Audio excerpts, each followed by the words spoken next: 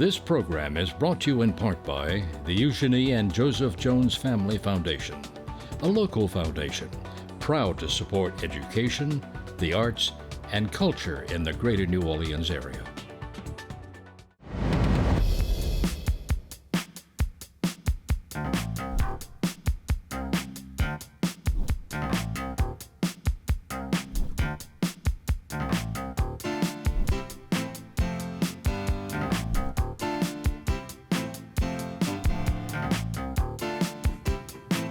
Hello, I'm Marcia Cavanaugh. Thanks so much for joining us.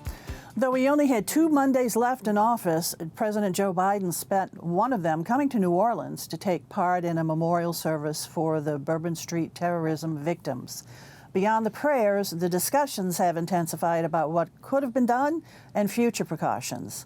There was some good news this week as the second of 2 recent announcements was made about major industries coming to the state. The latest, a job-producing steel mill set for near Donaldsonville. We will discuss these stories as well as the new and growing concept of so-called hybrid hotels and times in the past when Carnival has been a force for resilience from crises. Plus, our Future Watch segment looks at what seems to be a growing bird species population in the area worth crowing about. Joining us tonight's Informed Sources are Errol Aboard, producer of Informed Sources, Don Ostrom, Channel 12's Future Watch reporter, LeBron Joseph, news anchor and reporter, WGNO-TV Channel 26, and Stephanie Regal, staff writer, The Times-Picayune, The New Orleans Advocate. All right, LeBron, over to you, because more and more information keeps trickling out about the terrorist event on Bourbon Street on New Year's Day, including some video. Yeah, we start with the video that was released today from the NOPD, and we'll roll that. It's not very long. It's only about 15 seconds, but we certainly want the audience to see that. Let's take a listen.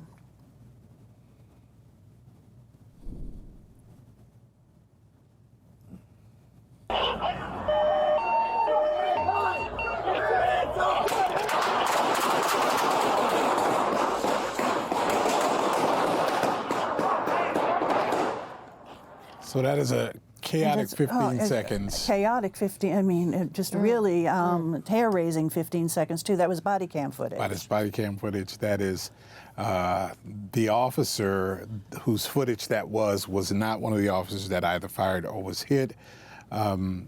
The slowed down version of that the NOPD released also includes sort of the zoom in, if you will, of the weapon that the suspect had, Jabbar.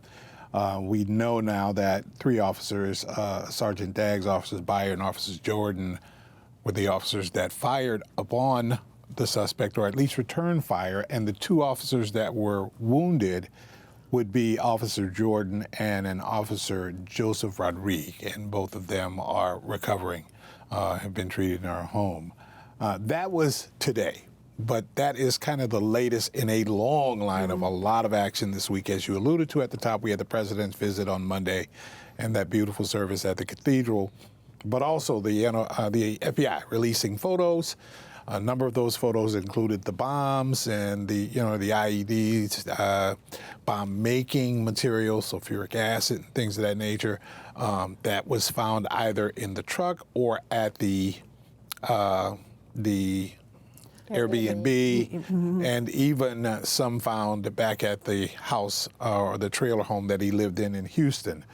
That was the Monday stuff that happened. The FBI also releasing photos of this man here in our city on Halloween, that he had come through the city on Halloween. He rode a bike, wore meta glasses, and would videotape himself walking through the city, which this all sounds very cunning, that, this is so layered in the amount of evidence that the FBI is putting out, and the NOPD. Now, that being said, that is the investigations into what happened as far as the incident.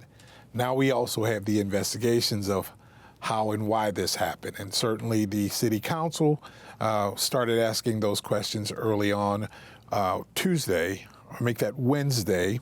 appearing before the city council would have been Superintendent Kirkpatrick. She makes the announcement that we've hired Bill Bratton to be a consultant for the department for the next 3 months, I think it is, to try to harden targets in advance of Super Bowl and Mardi Gras, even though there is already a security plan for Super Bowl that was, supposedly a pretty hard plan. Thursday, the council began to look at the issue of bollards and just where we are, why weren't they there, and what's the issue there. It comes to light that the bollards that we are scheduled to have are kind of the Acme version, if you will, versus what we even had before. A number of folks are pretty alarmed, that, hey, if we're stepping down here, what are we doing? That conversation is not finished, and just as J.P. Morrell said, we will not stop asking about the bollards, and so did Joe Giarrusso. And so same thing. The council at their Thursday meeting, passed the resolution to have this investigation where they will be able to subpoena documentation. Yes. That's what J.P. Morrell keeps saying, is that, we want to see the documentation about various decisions or any kind of purchases or anything like that. The meeting on Wednesday was of joint committee meetings of criminal justice and public works. Yes, and speaking about the other elements of not the bollards themselves, but the things that they put on the sidewalks now, the yellow things, the archers and all, and that need a painting and that need a painting. That the superintendent said that I didn't know that they were there and all. They also asked, why Colin Arnold wasn't there of the emergency management and Homeland Security. That office actually released a statement, which I found perplexing, stating that their operations had shut down at 1:15. It started at 6:30 in the evening, shut down at 1:15 a.m. on New Year's Eve with 100,000 people in the city for Super Bowl, a lot of people in the French Quarter, and resumed operation at 4:15 when they were alerted of the attack. That was an hour after the attack. An hour after the attack, right. Liz Muro, our Attorney General, has also launched her own investigation, and that investigation is being done by the Louisiana Bureau of Investigations. Who's that? Well, that is a division of state police. State police, however, Troop A, is also a part of what the security plan is in the city. So it'll be interesting to see what they find. All that happening, we get to throughout the week when more of the victims are being buried, those victims that have passed away up until this weekend, there will be services. But helping that effort along is the amount of aid. And I can say that between the business community and individuals themselves have been very generous. A number of corporations, obviously Mrs. Benson, the NFL, some of the professional athletes, Entergy, the Hellas Foundation. A lot of people have stepped up to do their part. Greater New Orleans Foundation distributing that money, but to victims that have been cleared through the FBI's family victims deal. In other words, it's not like anyone can just walk up and say, hey, I was a victim. It has to be cleared through that. United Way has also stood up their efforts, and today we find that SBA has made funding available to businesses affected by the terror attack, not only in Orleans Parish, but the surrounding parishes as well. Right, and then also we should note too that Ann Kirkpatrick, the superintendent of NOPD, has come under fire, certainly from national media. Yes. She made it really clear she's not going anywhere. Says, I'm not going anywhere. I'm not resigning. That, this is why we brought in a specialist to, consult with us to harden what we have to do. I would imagine that many folks feel there's a whole lot of blame to go around, and there's enough blame to be spread, from agency to agency, from department head to department head. And she feels as if her officers, who obviously conducted themselves with valor and courage, that they've done what they were supposed to do. Earl, you were saying? I was going to say that the national media, though, aren't necessarily your hard-hitting national media. These are some of these loosey talk shows like The View and that sort of thing. Yeah, you're getting a little bit of that. Yeah. And then plus a lot of it is Facebook conversation. Yes. So I guess you social consider all media that is covering some of media, that. but it's not the really hard-hitting reporting. Yes, and I think the one other thing that is going to color this now going forward is the fact that 2 lawsuits have been filed, one earlier in the week by a firm here locally in conjunction with a Chicago firm. They included the city in their lawsuit.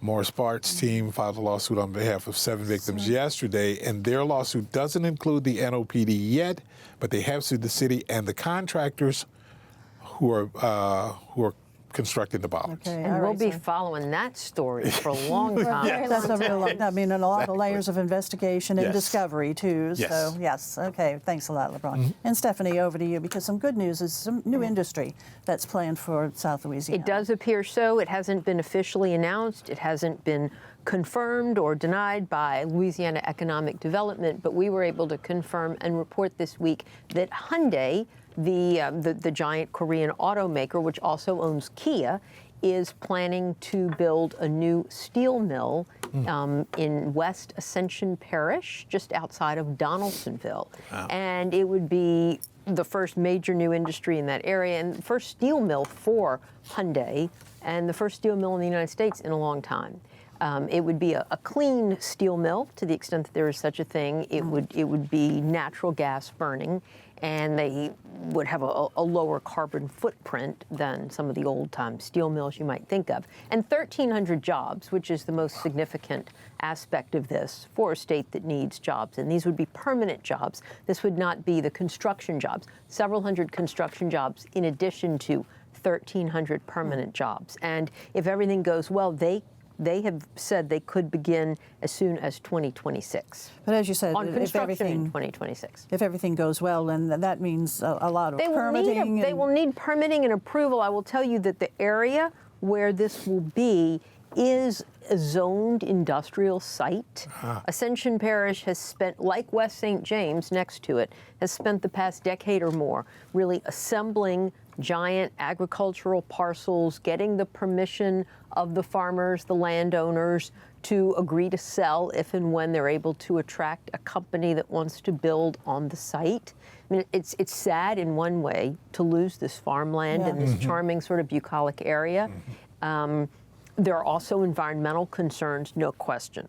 But from an economic perspective, from an economic development perspective, on the other hand, it's very difficult for these farmers to make a living today. And so as far as their numbers are dwindling and the area needs jobs. It's a balance, you know, and that's all I would say about weighing in on it. But in terms of an economic development announcement, it would be very positive. And the parish, I think, is very much behind it.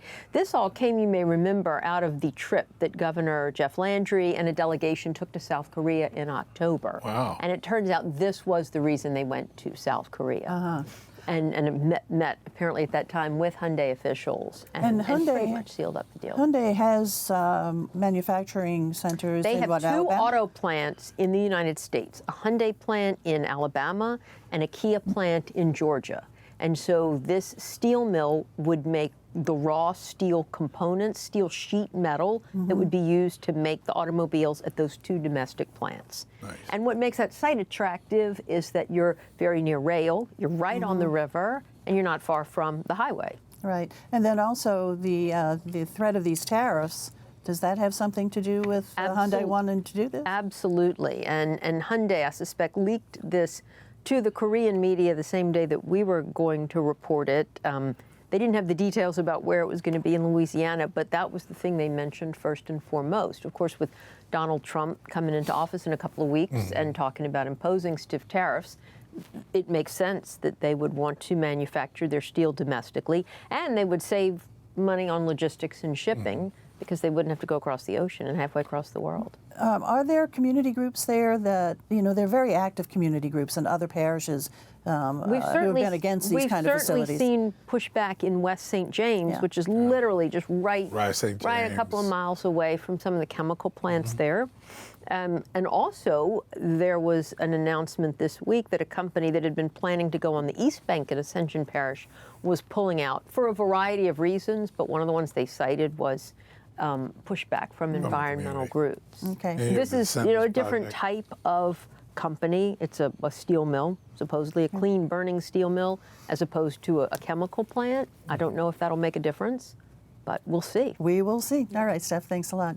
E, over to you, because you wanted to talk about how we have had challenging times, but Carnival kind of shows our resilience. Well, I just look at this word resilience, because every time something happens, we talk about we're resilient people, and we are, but actually, just about anywhere that has something, people say we're resilient. They're saying that in California right now. Right now, yeah. We're resilient people. However, I could argue we're a little bit more resilient because I think we have some psychological things going for us. And some examples come to mind. And I'm not saying that Carnival is the cure-all for any kind of ill that hits us, okay? But I think it's a psychological factor. And the main example was in January of 1973. This was the famous Howard Johnson sniper incident. Mark S. Where on January 7th, this guy was on the roof of the Howard Johnson, and during the day, he killed 7 people, including 5 policemen. In the days earlier, he killed 2 more people, so it was a total of 9 people. Ultimately, he was shot down by a Marine sniper in a helicopter flying over. But there was talk, January 7th, the second day of the Carnival season, and people saying, look, Carnival season has just begun, and we have this. Should we celebrate Mardi Gras? I mean, people were writing about that. As it was, we did. Mardi Gras was March the 6th, which was a late Mardi Gras, which is almost the same distance between what happened this year and our Mardi Gras. Our Mardi Gras is March the 4th.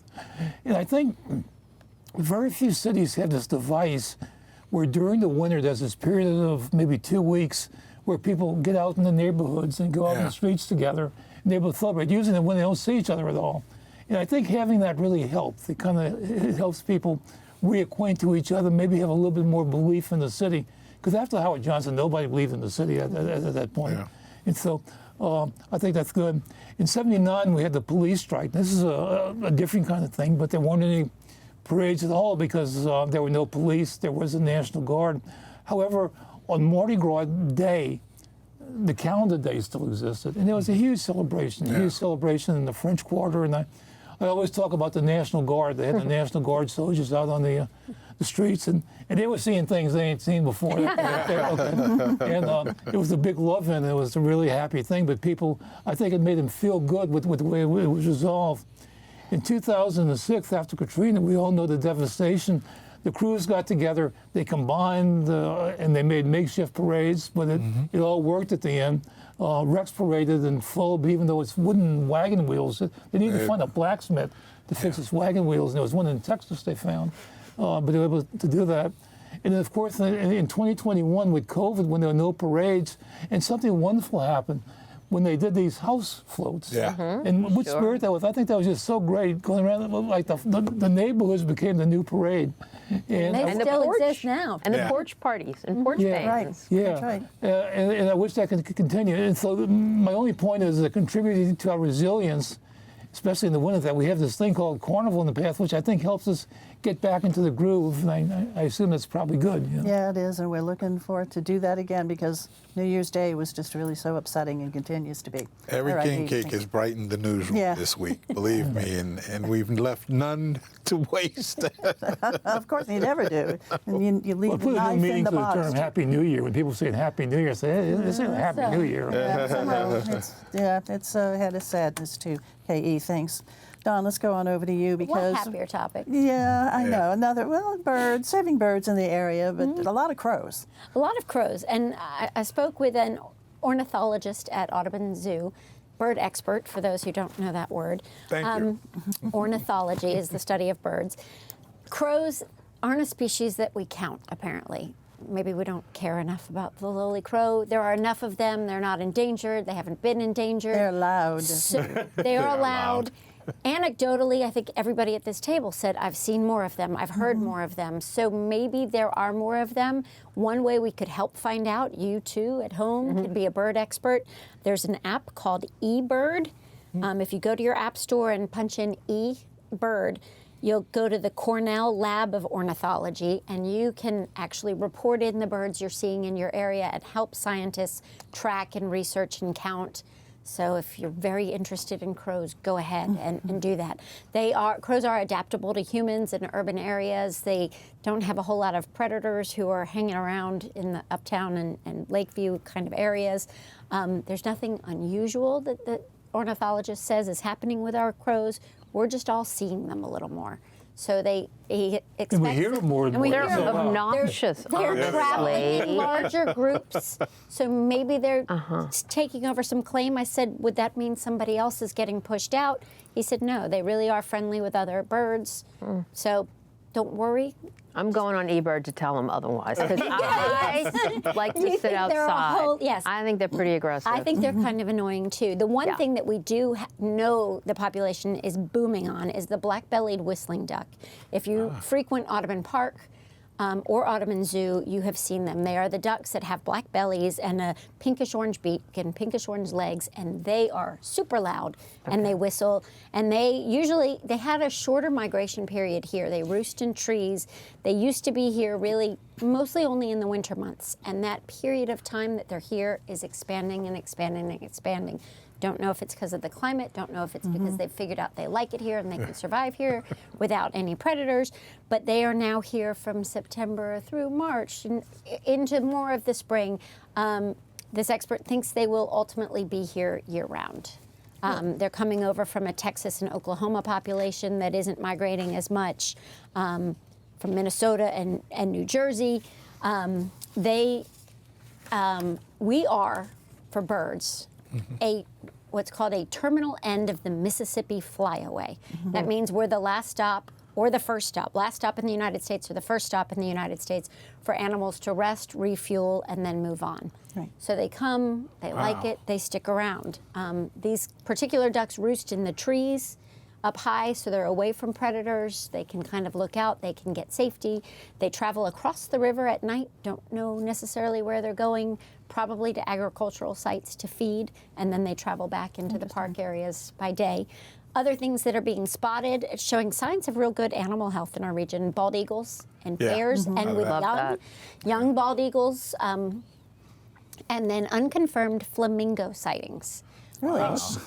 Flamingos are native mostly to the Caribbean, but used to have some natural habitats in Florida too. If they reestablish in Florida, they'll likely move west to us too. So get on eBird and help them sounds count. interesting. All right. They'll be hearing from Stephanie. I think for sure.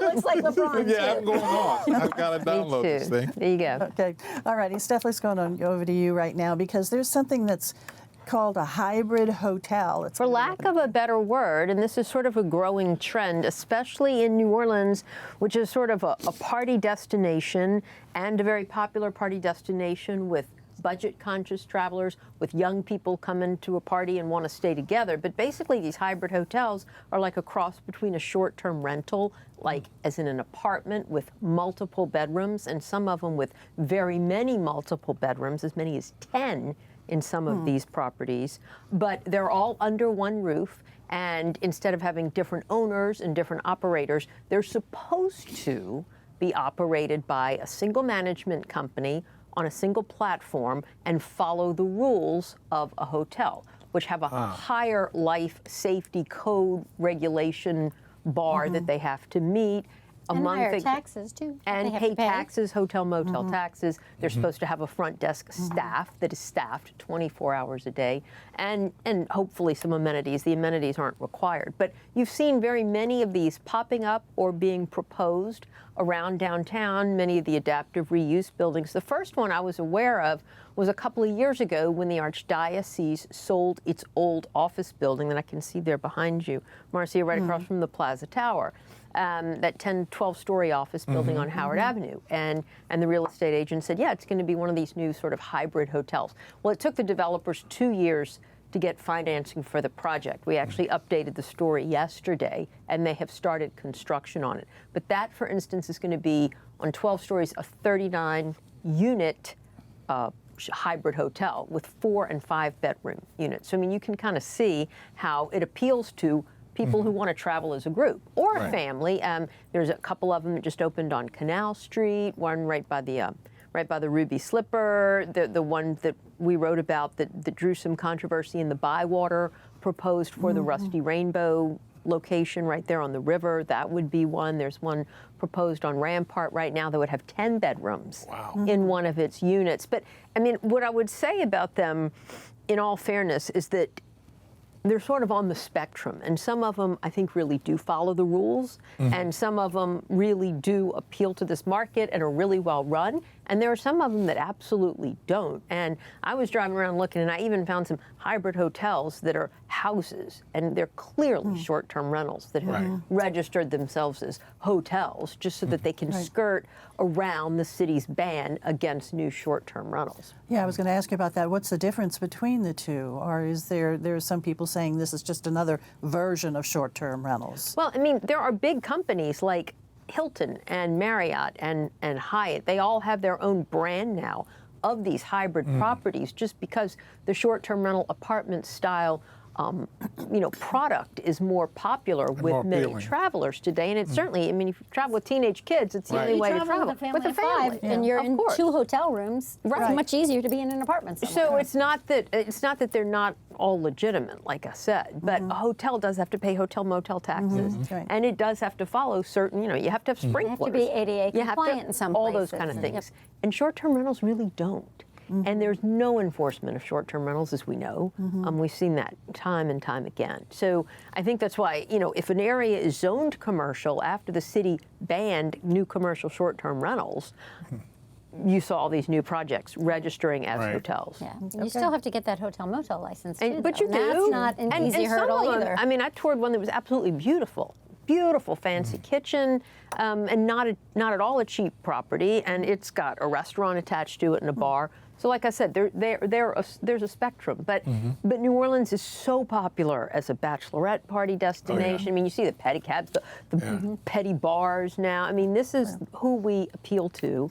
And so I think as long as those are the people that want to keep coming here, you're going to see more of these properties come on the market. Okay, great. Thanks a lot, Steph. Time for other stories, roundtable. Yeah, I just want to reinforce the point that LeBron made, that the Small Business Association has announced a new program of allowing loans for people who can argue that they were affected by the terrorism attack between small businesses or nonprofits. It's between now and October, and you don't have to have any kind of damage. It could be something like you're behind on your payday and that sort of thing, and so you can apply for it. It's not a donation; it's a loan. The interest rate is 4% for the small businesses and 3.6% for the nonprofits. And check the SBA website for the information. All righty, E. Over to you, Don. Sticking in the French Quarter, construction is well underway with roads, sidewalks, major improvements. Check the internet before you head down to Park, because it's crazy, fast construction happening to get the city ready for the Super Bowl, and the street surfaces are looking beautiful where they are finished. Okay, Super Bowl real close. Oh, yeah. Over to you. To sort of piggyback the terror attack, one of the things that is starting to happen an awful lot more for benefit concerts and things of that nature around the city. Benefit songs and thing. I know there is one at the Dewdrop Inn that PJ Morton and Trombone Shorty are producing next Thursday, but it's just one of many that are happening. Okay. One way to support, go out and have a good time. All righty. Over to you, Steph. Little noticed kind of thing, but it's actually, I think, significant. The LCRC, the Louisiana Cancer Research Center downtown, lost its executive director this week when he announced he was going to one of these once-in-a-lifetime opportunities back out in California, Dr. Joe Ramos. But it's significant because he was leading this effort to try to get the NCI cancer designation for Louisiana, which is something we've only been working on for like 30 years. And significant. Okay, guys, thanks a lot for being here. Thank you all for joining us. See you again next week for Informed Sources. Have a good evening.